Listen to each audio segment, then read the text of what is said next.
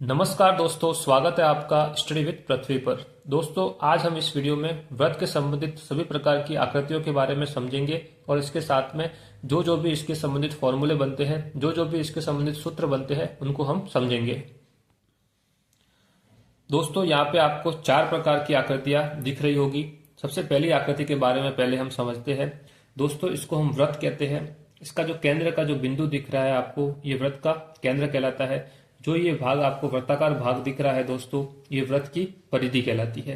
अर्थात व्रत के केंद्र और व्रत की परिधि के बारे में आपको समझ में आ गया होगा।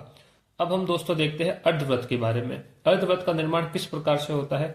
जब हम दोस्तों व्रत को इसके बीचों बीच काट देते हैं तो जो आकृति बनती है वो क्या कहलाती है, अर्धव्रत कहलाती है। अर्थात व्रत को जब हम 2 भागों में बांटते हैं तो जो आधा भाग बचता है वो भाग अर्धव्रत कहलाता है। अब दोस्तों हम देखते हैं तीसरी आकृति के बारे में, ये क्या है। तो दोस्तों, व्रत के केंद्र से जो व्रत की ये परिधि है, आपको वृत्ताकार भाग दिख रहा है, इस परिधि की दूरी होती है, ये दूरी है, ये दूरी है। अर्थात व्रत के केंद्र से व्रत की परिधि की दूरी जो प्रत्येक जगह क्या होगी, बराबर होगी।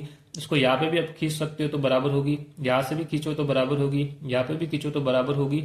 और ये दोनों आपको लाइनें दिख रही है, इनकी जो लंबाइयां है वो भी क्या है, बराबर है। तो ये दूरी क्या कहलाती है दोस्तों, व्रत की त्रिज्या कहलाती है।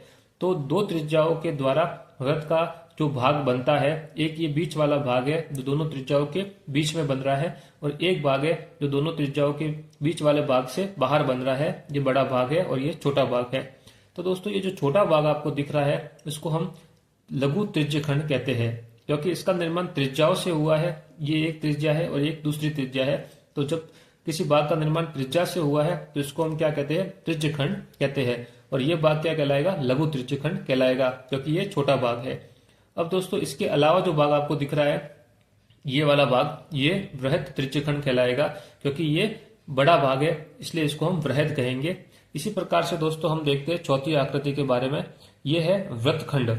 जब व्रत को 2 भागों में हम बांट देते हैं कहीं से भी, जैसे हमने ये लाइन खींच ली, तो ये जो लाइन खींची है उसके नीचे वाला छोटा भाग है, इसलिए इसको हम लघु वृत्तखंड कहते हैं। कि व्रत का कोई खंड है, व्रत का कोई भाग है, जिसको हम क्या कहते हैं, वृत्तखंड कहते हैं। तो ये छोटा भाग है, ये लघु वृत्तखंड है, और ये जो बड़ा भाग आपको दिख रहा है व्रत का, ये क्या कहलाएगा, वृहद वृत्तखंड कहलाएगा। अब दोस्तों, त्रिज्यखंड का निर्माण तो किससे हुआ है, व्रत की त्रिज्याओं से हुआ है। लेकिन जो वृत्तखंड है इसका निर्माण किससे हुआ है दोस्तों, ये एक लाइन आपको दिख रही होगी, इससे हुआ है। तो दोस्तों, ये लाइन क्या कहलाती है, इस लाइन को दोस्तों हम कहते हैं व्रत की जीवा कहते हैं। दोस्तों, व्रत की जीवा का निर्माण, व्रत पर स्थित कोई भी 2 बिंदु होते हैं, एक बिंदु हमने ले लिया ये, एक बिंदु हमने ले लिया ये। जब इन दोनों बिंदुओं को हम मिलाते हैं तो जो आकृति बनती है, दोनों बिंदुओं को मिलाने पे जो रेखा बनती है उसको हम क्या कहते हैं, व्रत की जीवा कहते हैं। तो व्रत की जीवा हमेशा व्रत को 2 भागों में बांटती है। जो छोटा भाग है वो लघु वृत्तखंड कहलाएगा, और जो बड़ा भाग है वो वृहद वृत्तखंड कहलाएगा।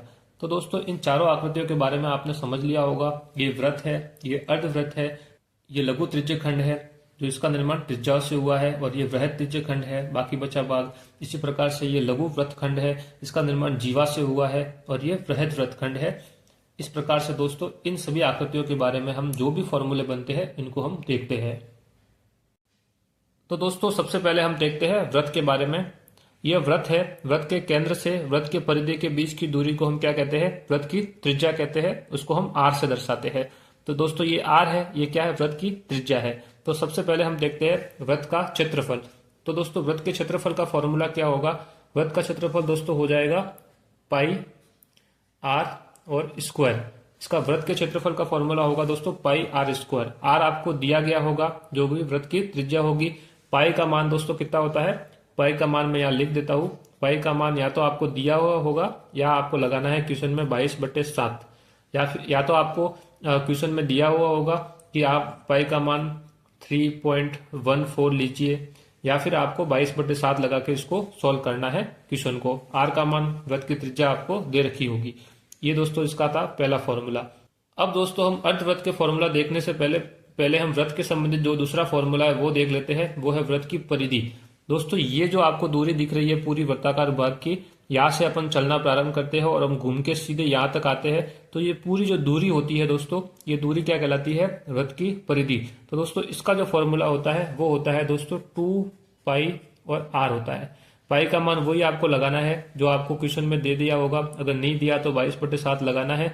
और आर का मान आपको व्रत की त्रिज्या जो भी आपको दे रखी होगी वो लगानी है। तो इस व्रत के संबंधित आपको दो ही सूत्र याद रखने हैं। एक सूत्र याद रखना है व्रत का क्षेत्रफल जिसका मान होता है पाई आर स्क्वायर, और दूसरा सूत्र आपको याद रखना है व्रत की परिधि जिसका सूत्र होता है 2 पाई आर। अब दोस्तों हम देखते हैं अर्धव्रत के बारे में।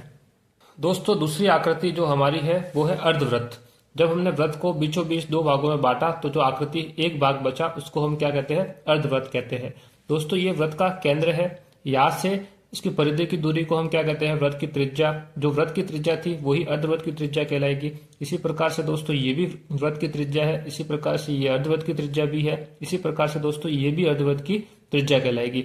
अर्थात इस केंद्र से इस तरफ की दूरी भी व्रत की त्रिज्या होगी और इस केंद्र से इस तरफ की दूरी भी व्रत की त्रिज्या होगी। तो दोस्तों ये पूरी दूरी कितनी होगी, ये पूरी दूरी दोस्तों कितनी हो जाएगी दोस्तों, r प्लस r। तो ये कितनी हो जाएगी दोस्तों, 2r। इसका मान क्या हो जाएगा, 2r हो जाएगा दोस्तों। तो यहां से यहां तक की जो दूरी होगी वो कितनी होगी दोस्तों, 2r होगी। अब दोस्तों हम देखते हैं अर्धव्रत का क्षेत्रफल। जब दोस्तों व्रत का क्षेत्रफल पाई आर स्क्वायर है तो अर्धव्रत का क्षेत्रफल कितना होगा, क्योंकि ये व्रत का आधा भाग है तो ये इसका क्षेत्रफल भी कितना होगा, इसका आधा होगा। तो जो अर्धव्रत का क्षेत्रफल का जो फॉर्मूला होगा दोस्तों वो हो जाएगा दोस्तों पाई आर स्क्वायर, और इसमें किसका भाग देना है दोस्तों, 2 का भाग देना है। तो इसका मान क्या आ जाएगा, अर्धव्रत का क्षेत्रफल। हमने क्या किया, व्रत के क्षेत्रफल को क्या कर दिया, आधा कर लिया, क्योंकि ये व्रत के क्षेत्रफल का आधा ही होता है इसलिए इसको हम अर्धव्रत कहते हैं। तो इसका क्षेत्रफल क्या हो जाएगा, पाई आर स्क्वायर अपॉन 2 हो जाएगा। तो दोस्तों अब हम देखते हैं अर्धव्रत का परिमाप। इसको हम किस प्रकार से ज्ञात करेंगे दोस्तों, यहां से जब हम चलना प्रारंभ करेंगे तो यहां से हम घूम के वापस यहां से होते हुए वापस यहाँ पे आएंगे, तो जो ये पूरी दूरी होगी वो क्या कहलाएगी, उसका क्या कहलाएगी, परिमाप कहलाएगी। तो दोस्तों इसको हम किस प्रकार से ज्ञात करेंगे, तो दोस्तों आपने देखा होगा कि आपने व्रत की परिधि के बारे में तो आपका फॉर्मूला पता है। व्रत की परिधि का फॉर्मूला कितना होता है दोस्तों, 2 पाई आर। जो व्रत का पूरा भाग होता है उसका एक राउंड काटते हैं तो व्रत की परिधि कहलाती है, वो कितना होता है, 2 पाई आर। लेकिन अर्धव्रत का परिमाप क्या होगा, अर्धव्रत का परिमाप दोस्तों ये 2 पाई आर है, इसका आधा ये हो जाएगा, जो आपको ये वक्राकार भाग दिख रहा है ये 2 पाई आर है, इसका आधा भाग हो जाएगा। इसमें हम ये 2 आर है, एक आर ये और एक आर ये दोनों जोड़ेंगे तो हमारे पास क्या मिलेगा, एक तो ये भाग हो जाएगा जो कि 2 पाई आर का आधा है, और हमारे पास एक ये आर और एक ये आर जुड़ जाएगा। तो 2 पाई आर का आधा करेंगे दोस्तों तो क्या मिलेगा, इसमें 2 का भाग देंगे, 2 का भाग देंगे तो दोस्तों क्या मिलेगा, उसमें 2 का भाग देंगे तो हमें मिलेगा पाई आर मिल जाएगा। जो ये वक्राकार भाग है इसका मान तो हमें मिल गया पाई आर। अब हमें निकालना है ये भाग और ये भाग दोनों जोड़ने हैं, तो इसका भाग दोनों का जोड़ेंगे तो दोस्तों क्या हो जाएंगे, इन दोनों भागों को इसमें जोड़ेंगे तो इसमें क्या हो जाएगा, 2r हो जाएगा। तो इसका अर्धव्रत का परिमाप क्या होगा, ये वक्राकार भाग है इसका मान तो है पाई आर, और इसमें हमने ये 2 त्रिज्याएं जोड़ दी, ये त्रिज्या 1 और एक त्रिज्या a, तो ये दोनों मिलकर कितना हो जाएगा, 2r हो जाएगा। तो पाई आर प्लस 2r ये दोस्तों क्या है, अर्धव्रत का परिमाप हो जाएगा। तो दोस्तों अभी तक हमने 4 फॉर्मूले देख लिए हैं। एक देखा है व्रत का क्षेत्रफल, एक देखता है व्रत की परिधि, इसी प्रकार से अर्धव्रत का क्षेत्रफल और अर्धव्रत का परिमाप हमने देख लिया। अब दोस्तों हम आगे वाले फॉर्मूलों को देखते हैं। अब दोस्तों हम देखते हैं हमारा 5वां फॉर्मूला जो कि त्रिज्य खंड से संबंधित है। व्रत की त्रिज्याओं द्वारा व्रत को 2 भागों में बांटा जाता है। यहाँ पे ये व्रत की त्रिज्या है और यहाँ पे ये व्रत की त्रिज्या है। तो ये जो भाग आपको दिख रहा है दोस्तों ये त्रिज्य खंड है। मान लीजिए ये बिंदु आपको दिख रहा है, ये बिंदु है, इसी प्रकार से ये बिंदु आपको दिख रहा है, ये बी बिंदु है, और ये आपको दिख रहा है ये व्रत का केंद्र है, इसको हम ओ लिखते हैं। तो दोस्तों ये ओ, ए और बी है, इसके द्वारा इसको हम क्या कहते हैं, ओ ए बी। इस प्रकार से दोस्तों ये ओ ए बी है, इसको हम व्रत का त्रिज्य खंड कहते हैं। ये लघु है इसलिए छोटा भाग है इसलिए लघु त्रिज्य खंड कहते हैं, और ये बड़ा भाग है इसको वृहद त्रिज्य खंड कहते हैं।